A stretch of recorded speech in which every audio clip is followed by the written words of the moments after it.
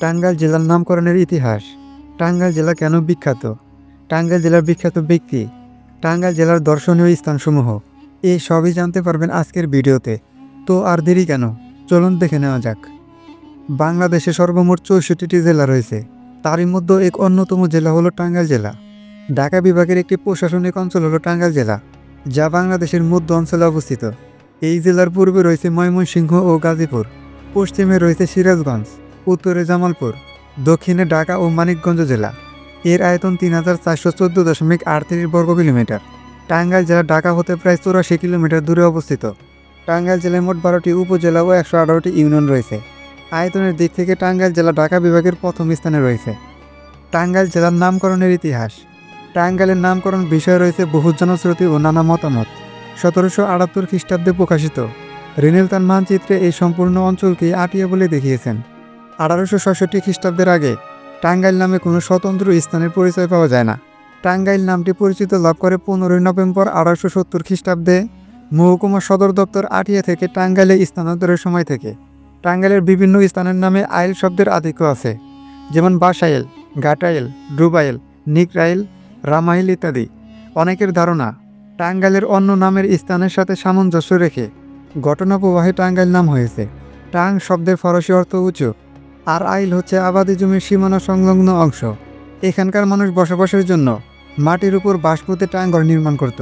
Tongue ফরাসি শব্দ, এর অর্থ হলো উঁচু। অতীত সময়ে স্থানীয় অনার্য বাসিন্দারা বাসস্থানকে ইল বলতো। টাঙ্গাইল জেলা প্রাচীনকাল থেকে পাহাড়ের উঁচু ভূমি ও নিকটবর্তী কৃষি জমির সমাহার। এই উঁচু ভূমি বা টাং ও জমির আইল, এই দুইয়ের সমন্বয়ে বিভিন্ন ঘটনা প্রবাহে এই এলাকার নাম টাঙ্গাইল হয়েছে, যে কারণে টাঙ্গাইল জেলা বিখ্যাত। টাঙ্গাইলের পোড়াবাড়ির বিখ্যাত চমচমের নাম শুনলে কার না জিভে জল আসে। এর সুনাম রয়েছে বিশ্বজুড়ে। বাংলাদেশের বিভিন্ন স্থান থেকে টাঙ্গাইল চলে আসে এই চমচম খাওয়ার জন্য। আরও আছে টাঙ্গাইলের তাঁতের শাড়ি, যা টাঙ্গাইল জেলা বিখ্যাত হওয়ার অন্যতম কারণ। আর শুধুই কি চমচমার শাড়ি, আরও আছে বাংলা কাব্য, সাহিত্য, শিক্ষা, সংস্কৃতি ও রাজনীতির অঙ্গনে টাঙ্গাইলের গর্ব করার মতো অনেক অসংখ্য প্রতিভাবান ব্যক্তি জন্মগ্রহণ করেছেন। টাঙ্গাইল জেলার দর্শনীয় স্থানসমূহ। আতিয়া মসজিদ টাঙ্গাইল জেলার দেলদুয়ার উপজেলায় অবস্থিত একটি অন্যতম ঐতিহাসিক মসজিদ। এই মসজিদটি 10 টাকা নোটে স্থান পেয়েছিল। গোপালপুর জামে মসজিদ, এটি একটি 201 গম্বুজ বিশিষ্ট মসজিদ।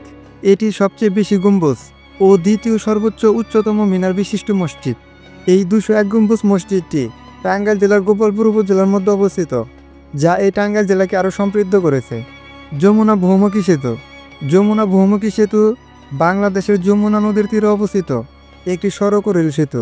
এর দৈর্ঘ্য 4.8 কিলোমিটার। মৌলানা আব্দুল হামিদ খান ভাসানীর মাজার।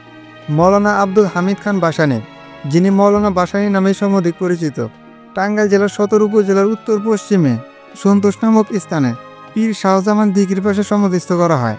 এছাড়াও রয়েছে মধুপুর জাতীয় উদ্যান, হেমনগড় জমিদার বাড়ি, ঐতিহ্যবাহী পোড়াবাড়ি, করটিয়া জমিদার বাড়ি, ধনবাড়ি মসজিদ, মৌলানা ভাসানী বিজ্ঞান ও প্রযুক্তি বিশ্ববিদ্যালয় ইত্যাদি।